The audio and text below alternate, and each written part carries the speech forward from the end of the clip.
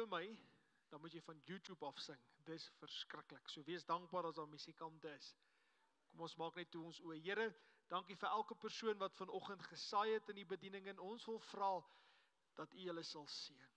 Here, selfs die wat met 'n kaart daar agter betaal het, elkeen, Here, wat oorbetaal het, almal wat 'n bydrae gemaak het, seën hulle. Ons dank U dat ons vir hulle niks kan gee nie, maar dat U, Here, hulle gaan vergoed. Bid ons in Jesus naam. Amen. En amen. Gemeente, ek glo julle is reeds gegroet en dat julle bly is om hier te wees vanmôre. Ons gaan vanoggend praat oor Daniël in die leeukuil. Wie het al gehoor van Daniël in die leeukuil? Wie het al 'n regte leeu gesien? Nou 'n leeu is 'n verskriklike mooi dier. Ek het die voorreg gehad om daar in 'n wat is die plek daar? Hartbeespoortdam is 'n baie oulike leeuplaas. En hulle het ons vertel dat die leeu's wat in hulle leeuplaas is semi-mak. Wat beteken jy mag nie met jou vensters afry nie en jy kan ook nie met 'n oop voertuig daar ry nie. Die van julle wat nou al in Kreer Wildtuin was, weet dat hulle ry met jou daar by die leeu's rond, dan is jy in so 'n bakkie in en dis oop. Maar die leeu spring nooit in nie. Weet jy hoekom nie? Want 'n leeu is bang vir die onbekende. Met ander woorde, hy sal nooit in daai voertuig inspring nie, want hy weet nie wat gaan daar aan nie. Maar die leeu's by daai wildsplaas, of by daai leeuplaas, is semi-mak. As hulle klein is, dan vat die wildbewaarders hulle in, en dan ry hulle dikwels in die voertuie rond. So hulle weet hoe lyk 'n voertuig aan die binnekant. En hulle vertel ons dat daar's groot tekens op wat sê jou vensters moet toebly, maar op 'n dag kom daar 'n vrou en sy los haar venster oop. En die leeu lê net hier voor haar en hy som haar op. En op die regte oomblik, en 'n leeu is blits vandag, toe pons daai leeu so amper half in haar voertuig en hy ruk haar uit die voertuig uit. Dood. 'n Leeu is 'n verskriklike ding. 'n Ander man, hy het by 'n sangoma gehoor, hy moet loop saam met sy voorvaders. He must walk amongst the lions. Hy het toe, en die leeu's het toe nou gesien, maar dis nie een van ons ouens hierdie nie. Noodloos om te sê, hy loop nou regtig saam sy voorvaders sedertdien.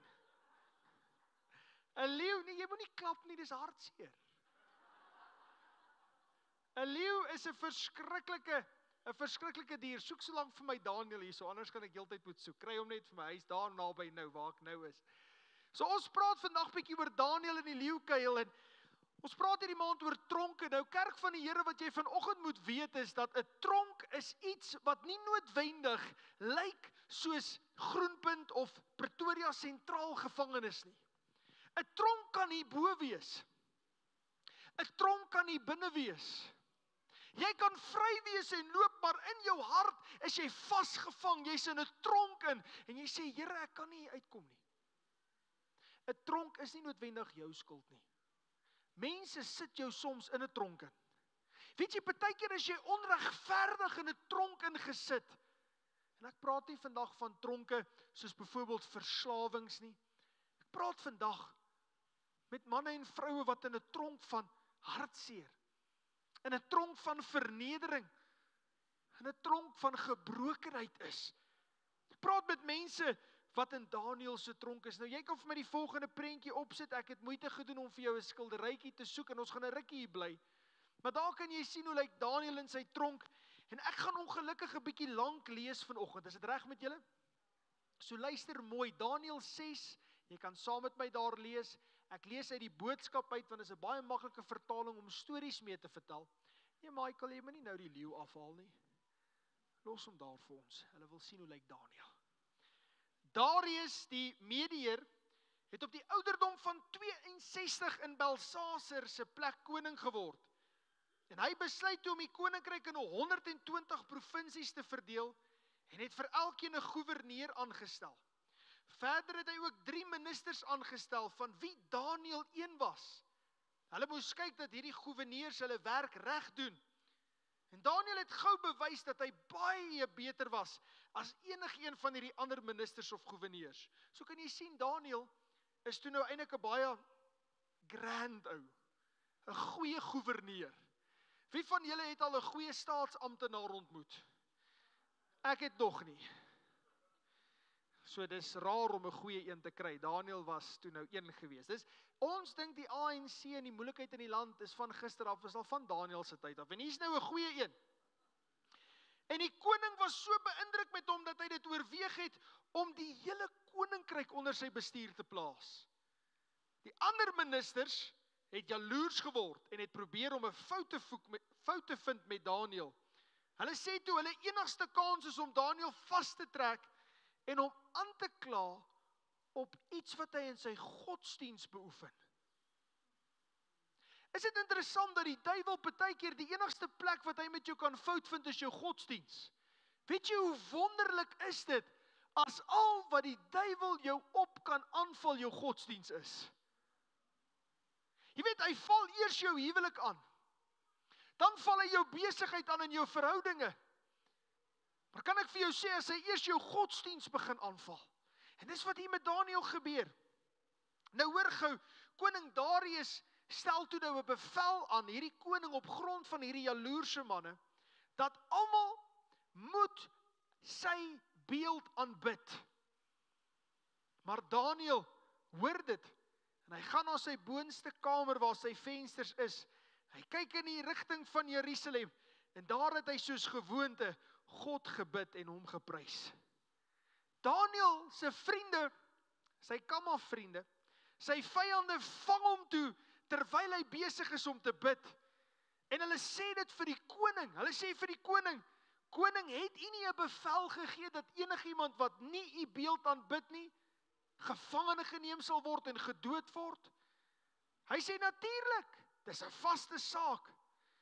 En hier vertel hierdie klomp vyande vir Daniel, of vir die koning, dat Daniel besig is om te aanbid. Hy is besig om sy God te aanbid.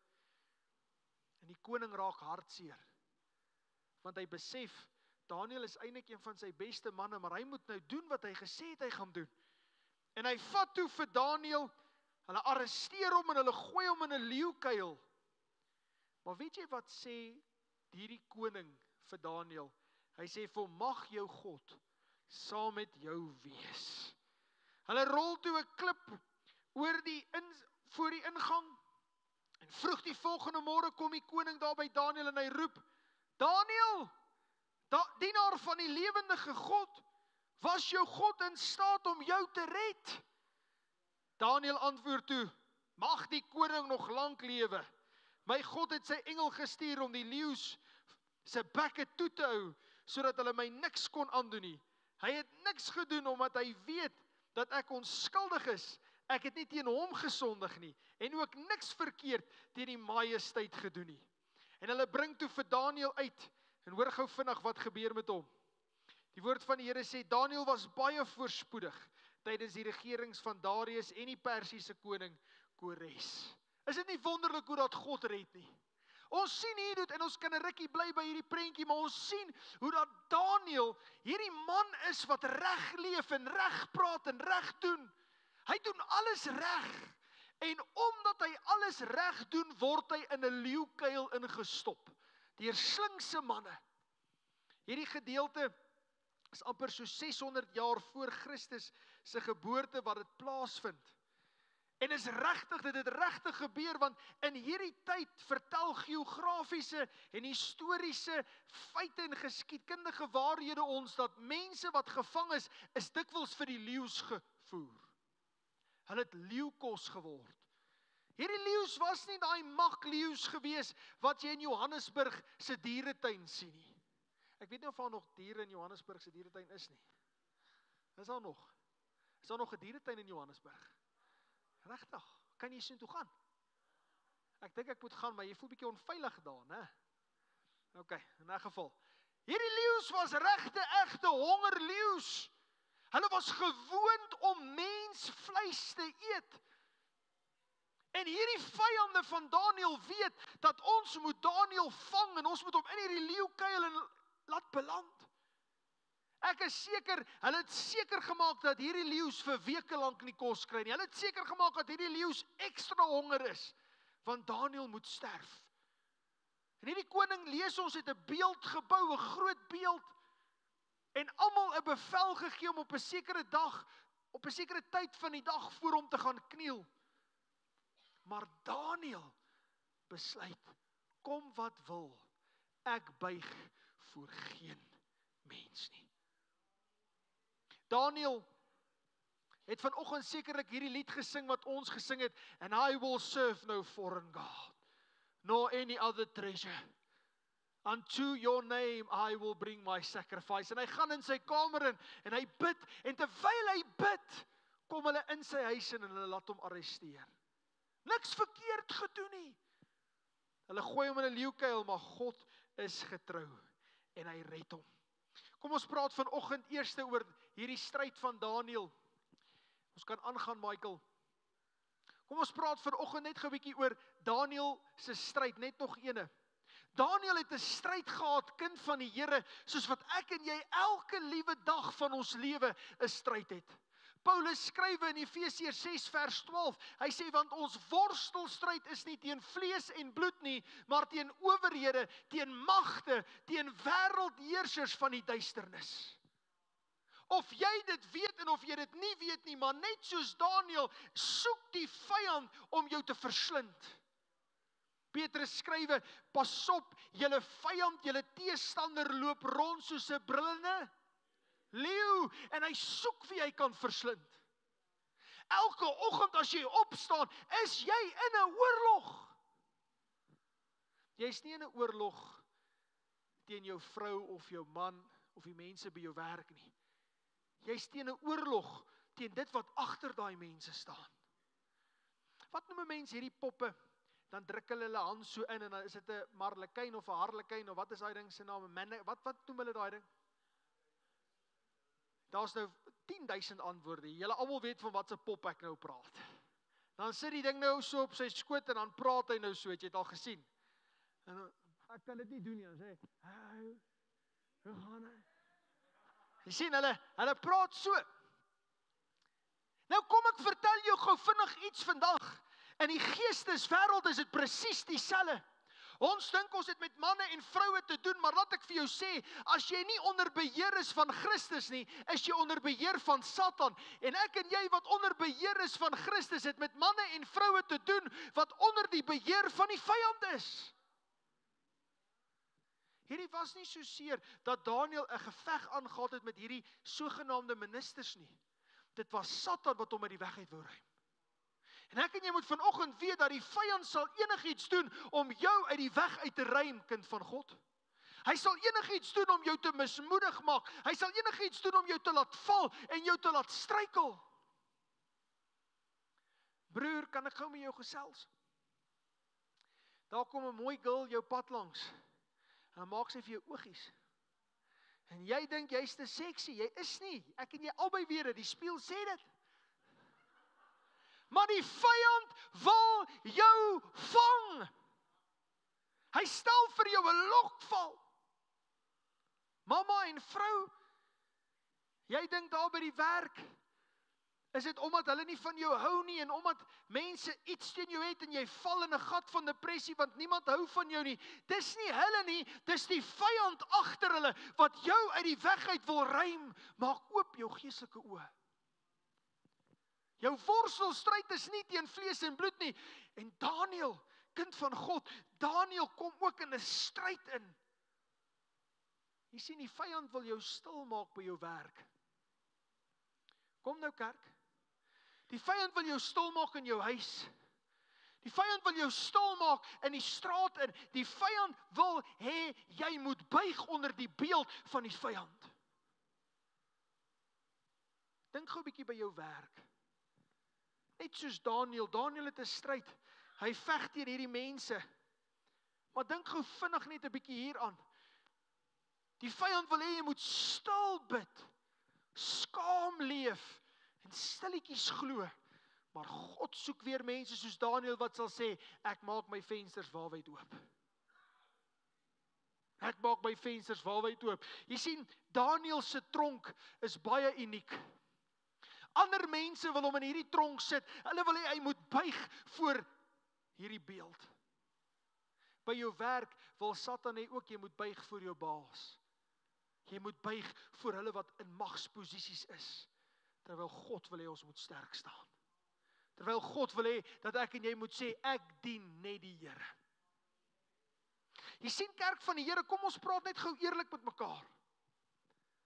Ek weet van 'n tyd toe alle werksplekke gebed toegelaat het in die oggende voor hulle begin werk het. Is dit nie so nie? Ek weet van 'n tyd toe ek 'n kind was, wat elke liewe oggend, wat het ons dag begin met opening en skriflesing. Elke dag. Dit gebeur nie meer nie. Stadig, maar seker is ons almal besig om na hierdie beeld gelei te word. En Daniël se geloof laat hom in 'n tronk in beland. Hierdie tronk wat ons van lees vanoggend, kan 'n tronk van werkloosheid wees. Iemand het dalk hier vanoggend al hulle werk verloor, omdat hulle gesê het, ek sal die Here dien. Dis 'n tronk van werkloosheid. Jy het dalk in 'n tronk van vernedering geval, omdat jy die Here dien.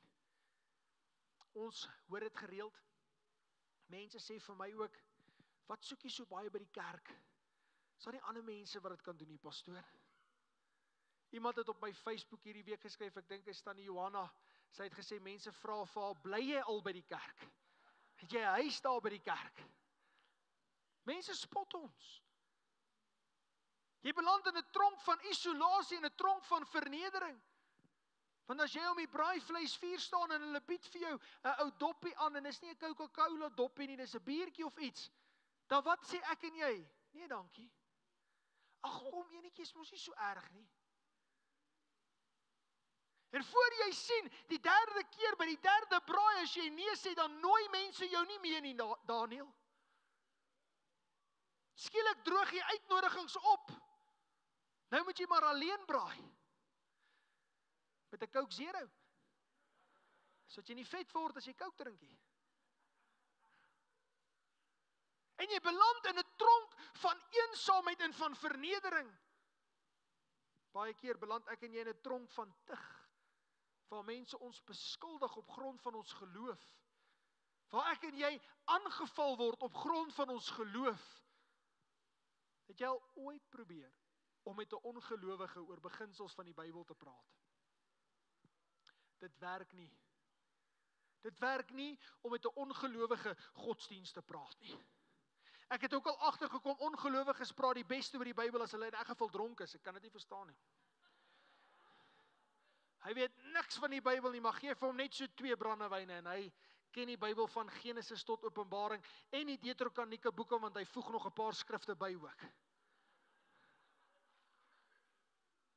Jy beland skielik in 'n tronk van stagnasie. Waar jy voel, ek kom net nêrens nie, want ek dien die Here. Ek kan soveel meer bereik het, as ek net nie, soos 'n Daniël, sterk gestaan het vir my geloof nie. Daniël moes kies. Daniël moes 'n keuse maak. Of ek dien die wêreld, of ek dien God. En uiteindelik beland Daniël in 'n tronk vir sy geloof. As jy nie in 'n tronk is vir jou geloof nie, dan het jy nog nie regtig vir jou geloof opgestaan nie. Sê maar Eina, daar's van ons in die gehoor vandag, wat nie 'n benul het wat ek nou vandag hoor preek nie. Jy sê dalk vanoggend, ek was nog nooit in 'n tronk vir my geloof nie.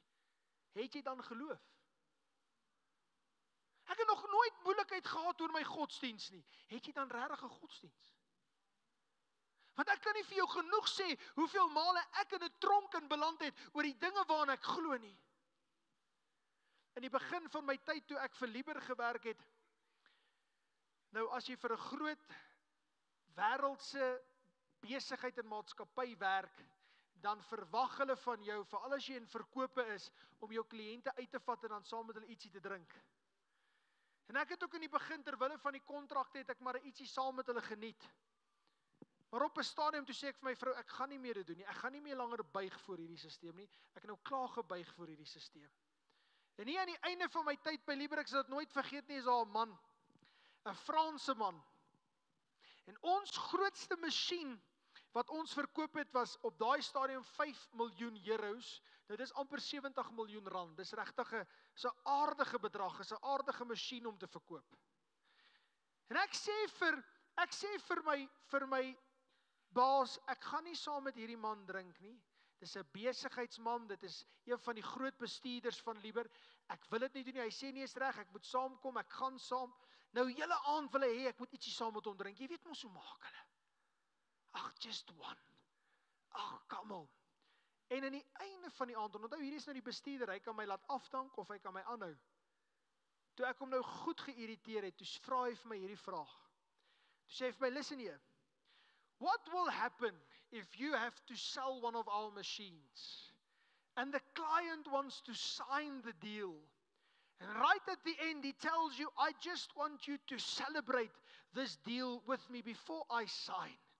Let's drink champagne. What will you say? Nou het hierdie ou my. Want as ek nou vir hom sê, ja, ek sal een saam met hom dan drink, dan maak ek my geloof ongedaan.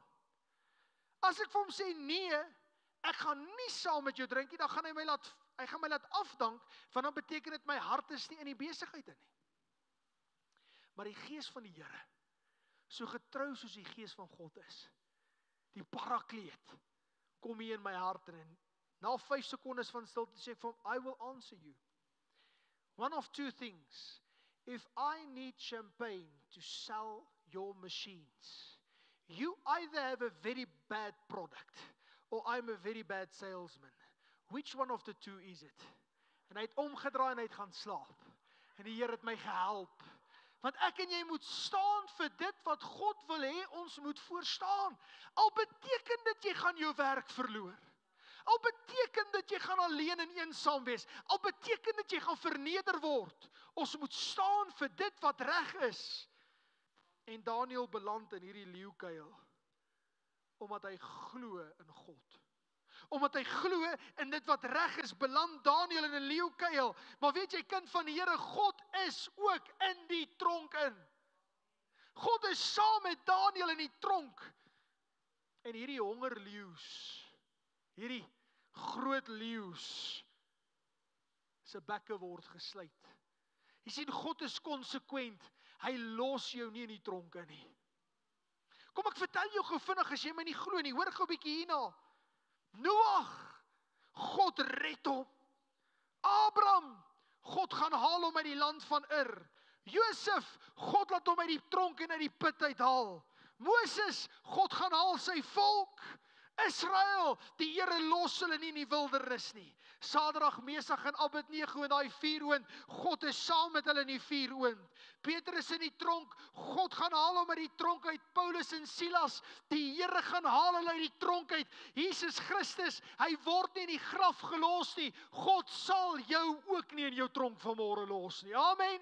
Hy sal jou daar uithaal. Hy wil jou daar uithaal en hy kan jou daar uithaal.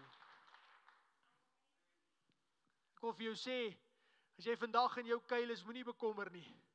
Jou engel is op pad. God gaan daai leeu se bekke toemaak. Daai mense wat so oor jou skinder, daai mense wat jou so seer wil maak, God gaan hulle bekke sluit. Hy gaan hulle bekke toemaak.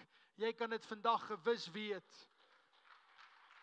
Wat vir my so mooi is, Michael, is dat God los hulle nie daar nie. Dis nie net van hy kom uit die tronk uit nie, God verhoog hom ook. Dink gou hier aan. Nie net is hy in 'n tronk nie. Nie net sluit God die bekke van die leeu's nie, hy kry sommer 'n promosie daarna. Hy kry sommer 'n promosie, dit gaan goed met hom. Hy is voorspoedig in alles wat hy doen. Jou tronk lyk dalk vandag vir jou soos die einde van die reis. Hoor gou hier, dis die begin van God se wonderwerk in jou lewe in.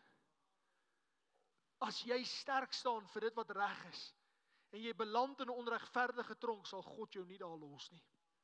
Hy gaan jou daar uitbring, en as hy jou uitgebring het, gaan hy jou verhoog. As hy jou daar uitgelei het, kan jy weet, God sal jou nie net los waar jy was nie, hy sal selfs nog vir jou meer gee. Dis maar net hoe die Here werk. As God iets doen, dan doen hy dit ordentlik. If God does something, he does it in a grand fashion. Weet jy, hy kon seker net laat al die Egiptenare gesterf het. Maar hy stuur 10 plaag om hulle te wys hoe groot hy is. God kon seker die vuur by Sadrag, Mesach en Abednego net geblus het. Hy doen dit nie. Hy laat hulle hom 7 maal warmer maak en toe klim hy in die vuur in. God kon sekerlik laat die leeu's gesterf het. Maar hy doen dit nie, hy laat die leeu's lewendig bly, sodat die koning kan sien God is in beheer. As God iets doen, doen hy dit ordentlik. Van 'n tronk na 'n triomf. Elke tronk waarin jy God vertrou, sê ek vandag vir jou, is 'n geleentheid vir God om vir jou iets groots in jou lewe te doen. Wil jy nie vir 'n oomblik net jou oë sluit nie, en net jou hoof buig nie? Wat ook al jou tronk is, ek weet nie, maar God weet. En as jy vanoggend onregverdig in 'n tronk is, kind van die Here, kan jy weet dat God gaan jou daar uitbring. En wanneer hy jou uitgebring het, gaan hy jou verhef. God is a promoter. God is an elevator. God wants to take you to a higher place. Miskien het jy 'n bietjie moed verloor. Miskien het jy 'n bietjie geloof verloor. Miskien het jy gevoel, ag Here, ek gaan maar buig voor hierdie beelde. Ek gaan maar buig voor die vyand. Ek gaan maar buig voor my baas. Ek gaan maar buig. Maar die Here vanmôre vir jou sê, ek is saam met jou. Ek is met jou. Ek gaan jou hier deurvat en ek sal jou verhef op die regte tyd. Christus is die perfekte voorbeeld dat God het hom 'n naam bo elke ander naam gegee, omdat hy gehoorsaam was en nie gebuig het voor die fariseërs nie. As jy vanoggend net 'n bietjie moed nodig het, wil ek jou vra, staan op jou voete, ek wil vir jou 'n gebed doen. As jy vanoggend sê, Here, ek is nou moeg vir hierdie leeukuil. Ek is nou moeg vir hierdie alleenwees, ek is moeg vir hierdie uitwerping. Hy sal nog steeds in staat wees om die bekke van leeu's te sluit. Kom ons bid saam. Here, dankie dat ons vanmôre weet, U is 'n getroue God. U is 'n goeie God. U is 'n ewige Vader, U is 'n vredevors. En Here, vanmôre is ek in hierdie tronk van eensaamheid of alleenheid, of die een of ander tronk van angs of vrees, omdat ek vir U saak staan. Ek dank U, Here, dat ek nie hoef om te draai nie, want U red my, U hou my en U dra my deur. Ek eer U vandag vir dit wat U in my lewe gaan bewerkstellig. Alle eer aan Koning Jesus. Amen. En amen. Michael, is daai ou liedjie nie daar in die hitte van die stryd, in die donker middernag, met die leeu's oral om my, is ek sterk in Jesus naam. Ken jy hom? Dis 'n ou sonnaarskoolletjie. Ken julle hom? Nee. Waar was julle in sonnaarskooltyd? Van julle het kerk gejippo, van jongs af. Kyk of jy hom kan Google. Hy sê ietsie soos, in die hitte van die stryd, in die donker middernag, met die leeu's oral om my, is ek sterk in Jesus naam. Kry jy hom? In die hitte van die stryd, in die donker middernag, met die leeu's oral om my, is ek sterk in Jesus naam. In die hitte van die stryd, in die donker middernag, met die leeu's oral om my, is ek sterk in Jesus naam. Het julle hom? In die hitte van die stryd, in die donker middernag, met die leeu's oral om my, is ek sterk in Jesus naam.